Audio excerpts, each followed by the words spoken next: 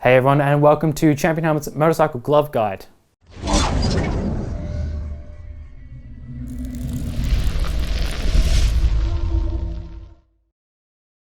So motorcycle gloves might not be at the very top of your shopping list, but they are nonetheless essential to your kit and they can offer you a lot of protection. I'm sure a lot of people will back me up on that.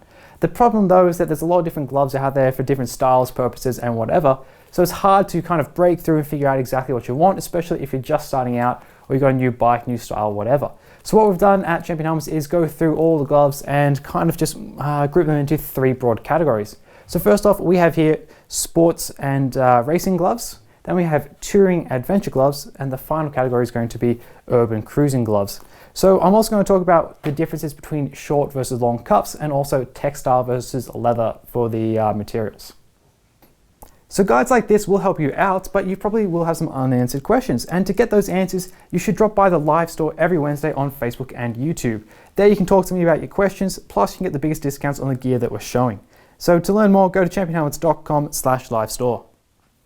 So let's kick things off by looking at sports racing gloves. On my hands today, I have two of the best gloves around. I have here the Dainese Full Metal 6s and then the Alpine Stars GP-Tex. And you can see Dainese and Alpine Stars on those sides. Now these really are two of the best brands, two of the best gloves around. They have a lot of armor, the best materials, the best features, and that's what you need when you're going to be going really fast, sports come racing gloves. So with these gloves as well, you're typically going to see a lot of leather, especially high quality leather, because you want to have the best strength, the best abrasion resistance as well. You might also end up with something that's artificial leather, which can do away with some of the weaknesses of natural leather as well. If we have a look at the armor on these gloves, on these Dainese gloves, you have here carbon fiber, you have here titanium, high-end materials, going to do a very good job when it comes to abrasion resistance and also impact absorption. On these Alpine Stars though, we have TPU, a lot of TPU, but we also have some Kevlar mixed in as well. Also going to do a very good job. It just comes down to sizes, how big it is, and so on. At the end of the day, TPU, very strong material in a glove, good for impact absorption and abrasion resistance. Now what we really want to see with these gloves is just a lot of armor in high impact areas, the areas where you're going to have a lot of trouble when you go down. So on these ones, on the outside of your hand, joints, knuckles, also here at your wrist, here as well, inside of your hand here, there, lots of armor everywhere, which is great. So after armor, comfort is a big consideration, and because we're going to be sports racing, it's going to be very hot days typically, or at least sunny days, and that means a lot of sweat. It's going to be pretty warm, and you want to make sure you get some ventilation if you can. So we have on the inside of this glove, inside of the finger, some perforation. We have vents as well. We have more perforation on this glove as well from Alpine Stars, and look out for that. If you have too much, that's going to reduce the structural integrity of your glove. So you're not going to be as protected, but you will be well ventilated. You have to walk a bit of a path there and figure out exactly what you really want from your glove.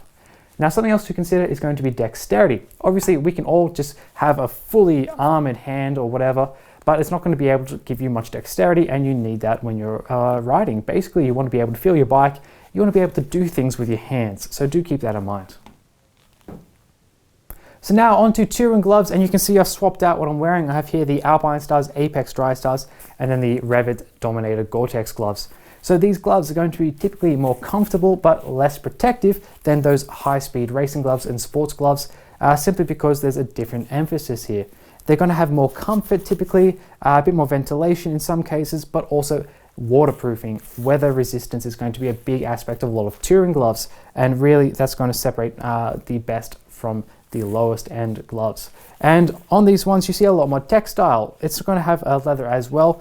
This is going to be textile mixed with leather on these Alpine Stars, whereas on these from Revit you just have two different types of leather for a similar effect, and it's going to help to combine the best of both worlds. But textile is by no means a bad material, because it does give you a good flexibility, comfort, and also weatherproofing. So versatility is the name of the game when it comes to touring gloves. They have to be comfortable after hours of riding in any kind of weather condition, changing conditions as well, and they also need to protect you if you ever fall down. So that's why we have all these different materials, those blends like I mentioned before.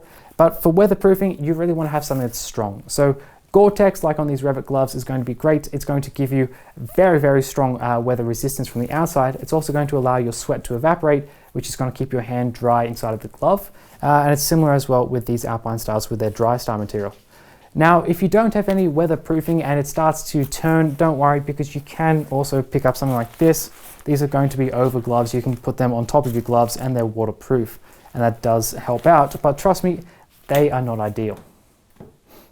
So protection is obviously key, and like I said before, armor is a little bit less pronounced typically on these gloves. On these from Alpine Styles, we have TPU knuckle protector with leather on top, and then foam here, here, here, here on the rest of the glove really. But on these from Revit, we have big TPU knuckle protector, a bit more protection on your fingers, also around here. We have a slider there made out of TPU, and just overall a bit more armor. And that's what's great with touring gloves. It's a whole lot of versatility, and you can really pick a glove that is going to suit your level of armor and protection and versatility because you have so many options out there. So I did mention adventure gloves when we talked about touring gloves at the start. So I've here these Revit Sand 3 gloves. These are going to be your adventure gloves. They're going to be good on-road and off-road. And because they have that off-road functionality, they're going to be a bit tougher. Basically, you have a lot of armor on these gloves. Bit different, it's a bit like a rubber kind of armor on these ones, but it's also going to be very tough. It's going to be very robust. It's meant to have dirt, sand, trees, whatever thrown at it and still stay in one piece. So basically very similar to touring gloves, but just a small difference in purpose and design.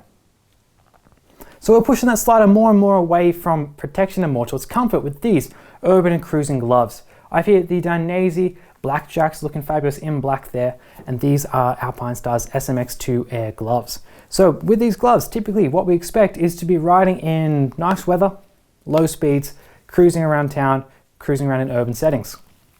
And because of that, we don't need as much protection typically. And you can see there's a real lack of armor on this glove in particular, and also on this one. On this, we do get the carbon fiber protector on your knuckle, but on these from Dainese, you don't really get a whole lot, only foam. Which is not going to give you a whole lot of impact resistance, and the rest is going to be just abrasion resistance from the glove itself. Now, because we are going to be cruising around, urban riding, ventilation is going to be very important. Low speeds, not going to give you a whole lot of ventilation coming in. So we have breathable fabrics, we have ventilation in these gloves, we have perforation as well in a lot of areas on these Blackjacks. So that's going to be like the main purpose of these gloves, to compromise on that safety in order to push up your comfort. So the two main materials that we see in these gloves are going to be textile and leather. You can see on these Alpine Stars we have a lot of textile but also leather mixed in as well, whereas these Blackjacks from Dainese are going to be just leather. I think leather is more popular though because A, it's pretty stylish, B, it does give you a lot of comfort, and C, it is also going to give you some very good abrasion resistance, so it's going to slide fairly well. Now as well, we do get a lot of dexterity with these gloves typically, short cuff, a lot of movement around your wrist, and without that extra armor, we get a lot of movement with our fingers. I can run through every finger very easily. At some point, it doesn't feel like I'm really wearing a glove. Whereas on these ones with this big armor on your knuckles, you do feel that. It does limit your mobility a little bit and your dexterity, but again, it's not too bad on these gloves, and great wrist motion because I don't have a long cuff. With these gloves, if you want to have more comfort and less protection, you can also go for fingerless gloves. So basically it's going to just cover this part of your hand. And that's really up to you if you really want to not have a whole lot of protection with your gloves, because at that point it really does cease to be a protective piece of equipment. So I've talked quite a lot about leather and textile. Now let's just go through what is different between these two materials, the pros and cons and that kind of thing.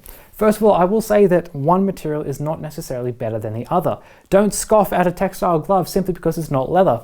If you want to go touring, for example, textile might be the way for you.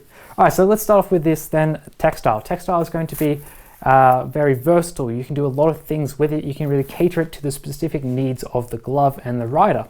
Waterproofing, very strong. You can do a lot with that. Ventilation as well, because it's versatile, flexible, and so on. Then it's also going to come in at typically a lower price than leather. Now leather, it's going to be soft, it's going to be flexible, you can really shape it to your hand, which is a nice thing with leather. It's also going to be a bit more durable, last a bit longer typically than textile, though it's also going to have very high abrasion resistance, which is why we see it a lot on high-end racing gloves, and also, just gloves that need a lot of abrasion resistance as well. Now leather is going to be a bit more premium though, it's going to be a bit more expensive, and you can get variations such as artificial leather, which is going to then increase upon the overall safety and protection of leather.